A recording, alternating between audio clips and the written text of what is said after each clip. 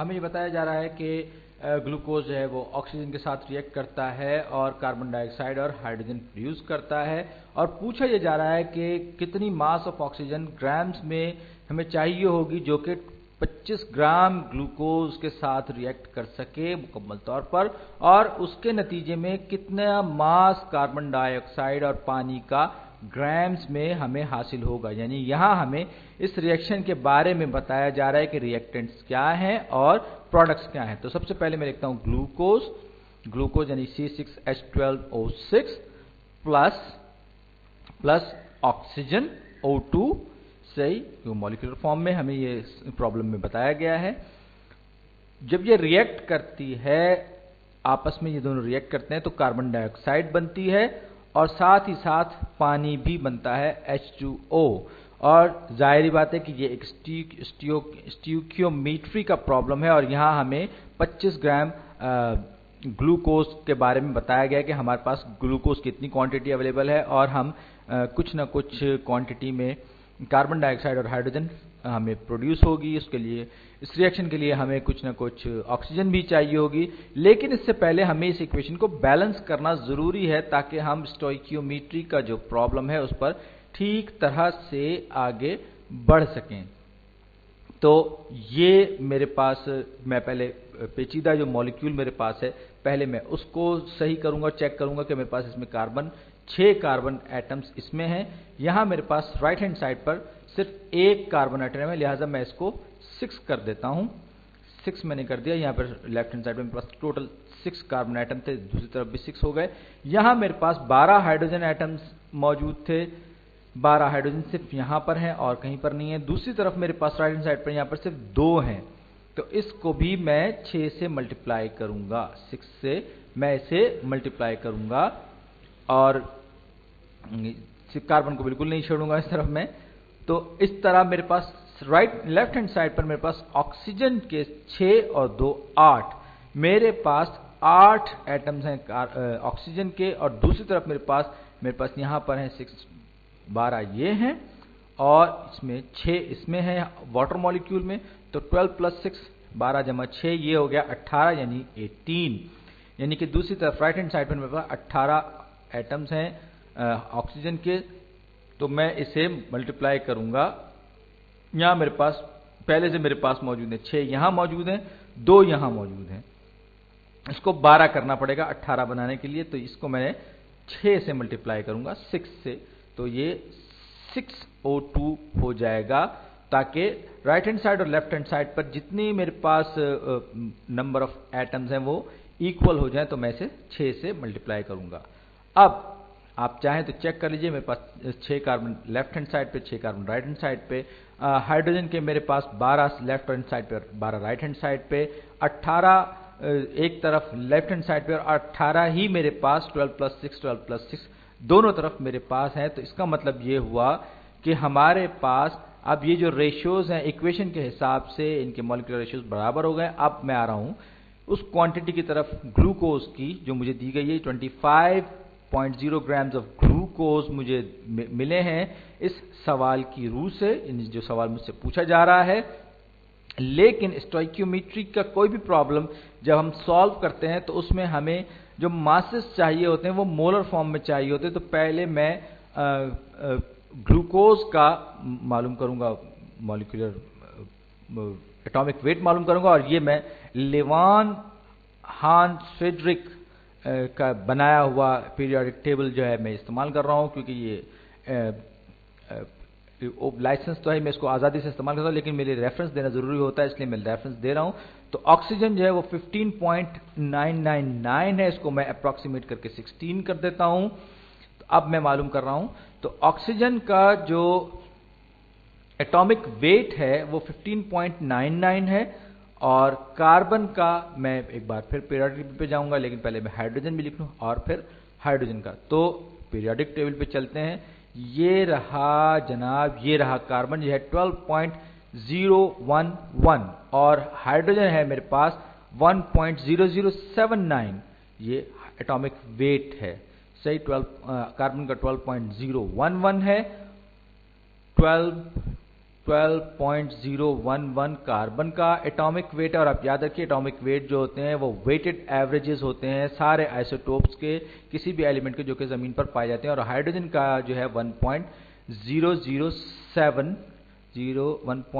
कितने जीरो होते भूल गया मैं, 1.0079। ये अब मैं ग्लूकोज का एटॉमिक वेट मालूम करने जाऊंगा, क्योंकि ग्लूकोज में 6 कार्बन एटम्स हैं, 12 हाइड्रोजन एटम्स हैं और ऑक्सीजन के 6 एटम्स हैं। तो कार्बन का फार्मूला, ग्लूकोज का formula C6H12O6।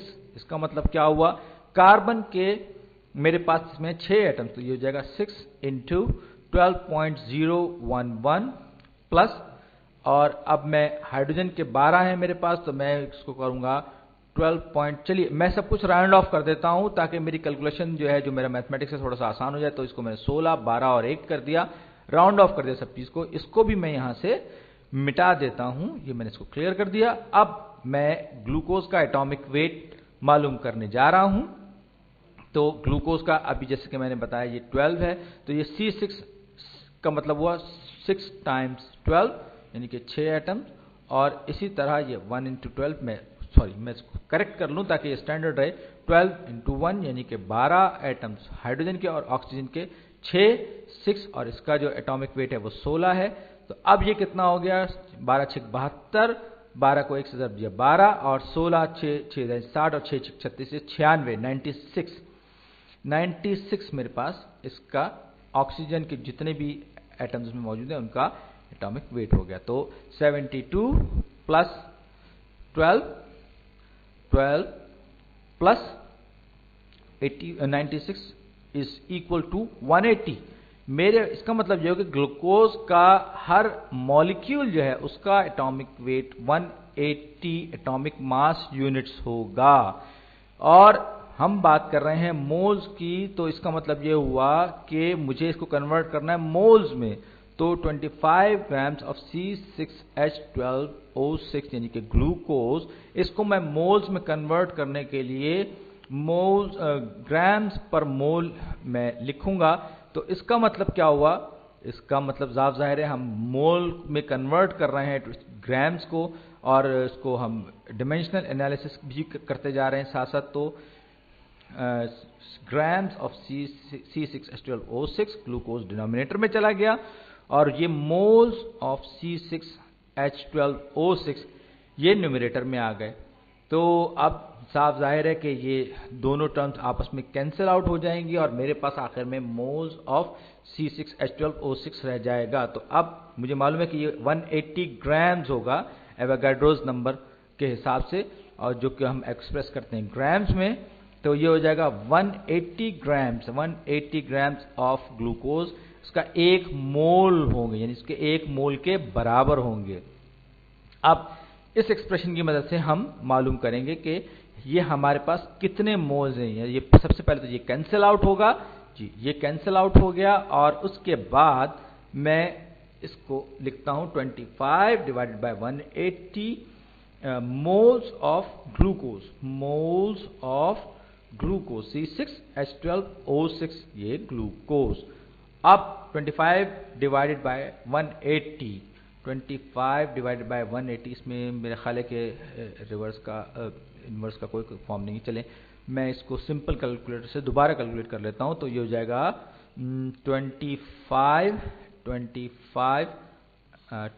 25 divided by 180 is equal to 0.1388889। तो इसको मैं 0.139 लिख सकता हूं राउंड ऑफ करके। तो ये हो जाएगा 0.139 मोल्स ऑफ ग्लूकोज C6H12O6 लिखूं या ग्लूकोज लिखूं, बात एक ही है।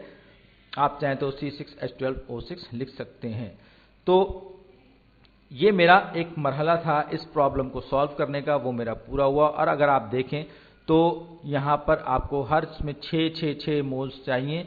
तो यहाँ इस रिएक्शन के लिए मुझे इसके साथ इस 1.139 मोल्स ऑफ ग्लूकोज के साथ रिएक्ट करवाने के लिए मुझे कितने चाहिए होंगे। जाहिर बात है कि वहां मैंने 1 मोल के साथ 6 मोल्स रिएक्ट करवाए थे ऑक्सीजन के, तो यहां मुझे 1 मोल ऑफ ग्लूकोज को मैंने डिनोमिनेटर में रखा, लेकिन मैं इसका रिएक्शन करवा रहा हूं 6 मोल्स ऑफ, यानी कि हर एक मोल के लिए मुझे 6 मोल चाहिए ऑक्सीजन के, तो 6 मोल्स ऑफ O2 रिक्वायर्ड, ये मुझे चाहिए इसके साथ रिएक्शन करवाने के लिए।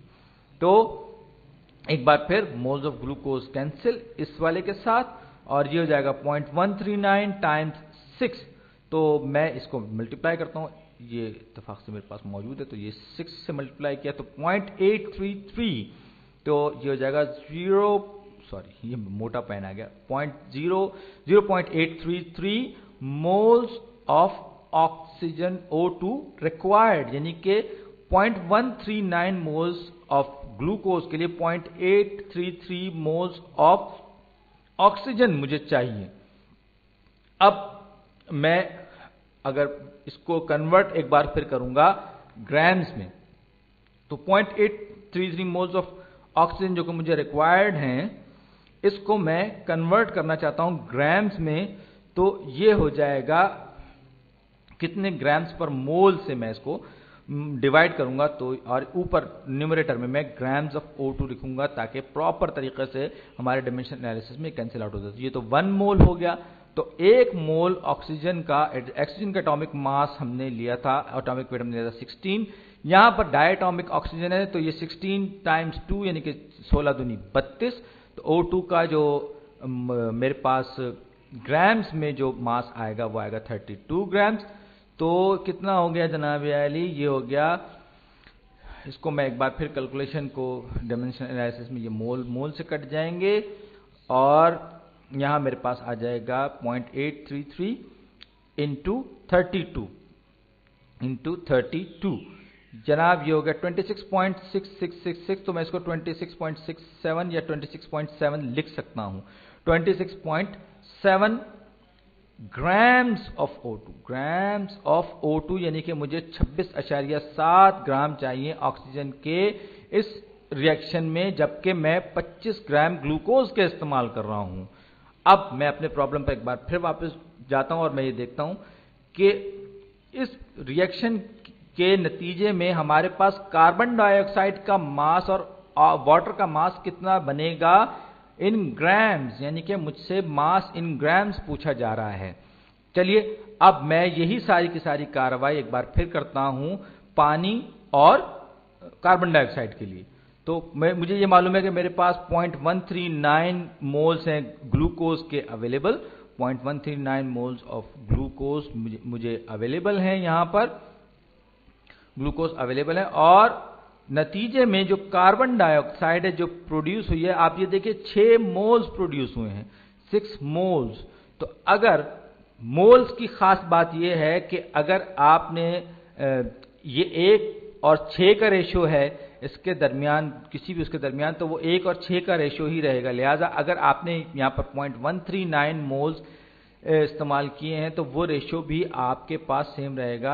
आप चाहें तो इसको कैलकुलेट करके भी देख सकते हैं। तो ये 1 मोल ऑफ कार्बन डाइऑक्साइड और ये 6 मोल्स ऑफ कार्बन डाइऑक्साइड और ग्लूकोज प्रोड्यूस्ड। यहां मैंने प्रोड्यूस्ड खास तौर पर लिखा है ताकि बात कुछ वाजे रहे। तो ये मोल्स ऑफ ग्लूकोज एक दूसरे के साथ कैंसिल हो जाएंगे, न्यूमरेटर डिनोमिनेटर कैंसिल हो जाएगा, और मेरे पास जो बचेगा वो बचेगा 6 into 0.139 into 1.6 into 0.139 moles of carbon dioxide produced, यानी ये वो अमाउंट है जो कि प्रोड्यूस होगी इस रिएक्शन के नतीजे में। और क्योंकि 0.139 को हम पहले से मल्टीप्लाई कर चुके हैं पिछले केस में, तो ये 0.833 मोल्स ऑफ कार्बन डाइऑक्साइड होंगे जो कि प्रोड्यूस होंगे। और हम इस चीज को मद्देनजर रखें, इन रेशियोज को आपस में मद्देनजर रखते हुए हम एक बार फिर बड़ी आसानी से ये मालूम कर सकते हैं कि हमारे पास पानी के कितने मोल्स प्रोड्यूस होंगे।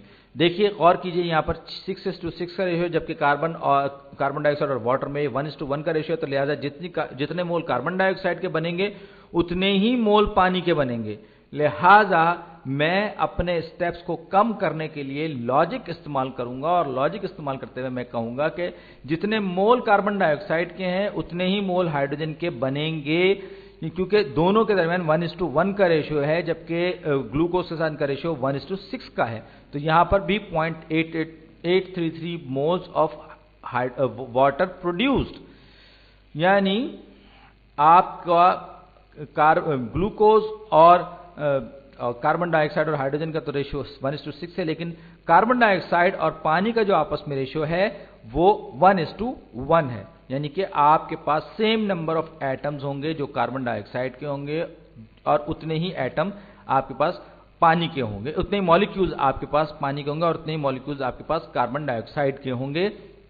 तो अब मैं कार्बन डाइऑक्साइड का एटॉमिक वेट मालूम करने जा रहा हूं। मुझे मालूम है कि कार्बन का जो एटॉमिक वेट है, यहां पर मैंने 12 लिया था, 12, तो कार्बन में एक कार्बन एटम कार्बन डाइऑक्साइड में, और 16 टाइम्स 2 यानी कि 2 ऑक्सीजन एटम है, तो ये 32 + 12 ये हो गया 44। यानी अगर मेरे पास एक कार्बन डाइऑक्साइड का एटम होता तो इसमें इतने होते, ये अब मेरे पास 0.833 मोल्स, क्योंकि मुझे प्रॉब्लम से पता चल गया है कि मेरे पास इतने मोल्स थे, तो मैं इसको डायरेक्टली मल्टीप्लाई कर दूंगा, डायरेक्टली मैं इसको मल्टीप्लाई कर दूंगा और उसको कन्वर्ट कर दूंगा ग्राम्स में। तो ग्राम्स में कन्वर्ट करने के लिए मैं डिनोमिनेटर में मोल्स ऑफ कार्बन डाइऑक्साइड ले आया और ऊपर मैं न्यूमरेटर में ग्राम्स ऑफ कार्बन डाइऑक्साइड लिया। तो मेरे पास 44 ग्राम्स हैं और मोल्स ये है 1 मोल। अब मैं इन दोनों क्वांटिटीज को आपस में मल्टीप्लाई कर दूंगा, तो 44 टाइम्स 0.883 हमें क्या मिला, चलिए हम मालूम कर लेते हैं। 0.833 multiplied by 44 is equal to 36.652। मैं इसको राउंड ऑफ करके 36.7 ग्राम्स कर लूंगा। ये 36.7 ग्राम्स ऑफ कार्बन डाइऑक्साइड ये प्रोड्यूस होंगे। तो ये समझ लीजिए कि मेरा प्रॉब्लम तकरीबन खत्म होने के करीब है, क्योंकि मैंने कार्बन डाइऑक्साइड का मास इन ग्राम्स मालूम कर लिया जो कि सवाल में मुझसे पूछा गया था। और अब मैं इसी तरह से हाइड्रोजन का मास मालूम करूंगा जो कि ग्राम्स में होगा। हाइड्रोजन में पानी में 2 हाइड्रोजन एटम्स और 1 ऑक्सीजन एटम होता है, लिहाजा ये 2 × 1 और ये 18 हो जाएगा। अब इसमें भी क्योंकि उतने ही मोल्स हैं, 0.883 मोल्स हैं पानी यानी H2O के। अब इसको मैं मल्टीप्लाई करूंगा इसके ग्राम्स पर मोल से, यानी कि यहां मेरे पास है 18 ग्राम्स पर मोल, 1 मोल ऑफ H2O, ये डिनोमिनेटर में आया, और ताकि ये न्यूमरेटर के दूसरी तरफ वाले मोल से कैंसिल आउट हो जाए, और ये आया 18 ग्राम्स ऑफ वाटर H2O। अब ये दोनों टर्म्स कैंसिल हो जाएंगी। इन दोनों टर्म्स के कैंसिल होने के बाद मेरे पास क्या बचा, मेरे पास बचा 18 × 0.883, तो 18 × 0.833 इक्वल्स 14.994। मैं इसको अपनी आसानी के लिए 15 कर सकता हूं, यानी मैं इसे राउंड ऑफ कर सकता हूं। तो जनाब इसे मैंने राउंड ऑफ किया और इसको मैंने 15.0 ग्राम्स ऑफ H2O कर दिया। और लीजिए जनाब, ये हमारा प्रॉब्लम जो था ये डन हो गया, पूरा हो गया। अब आप चाहें तो इसको अपने जो सवाल में पूछा गया था उससे मिलाकर देख सकते हैं। आपसे पूछा गया था कि ग्लूकोज के आपके पास 25 ग्राम्स हैं और आपको ये मालूम करना था कि कितने ऑक्सीजन इस्तेमाल होगी, ये आपने 26.7 ग्राम्स ऑक्सीजन आपने दी। फिर आपने कार्बन डाइऑक्साइड के 15 ग्राम, पानी के 15 ग्राम आपने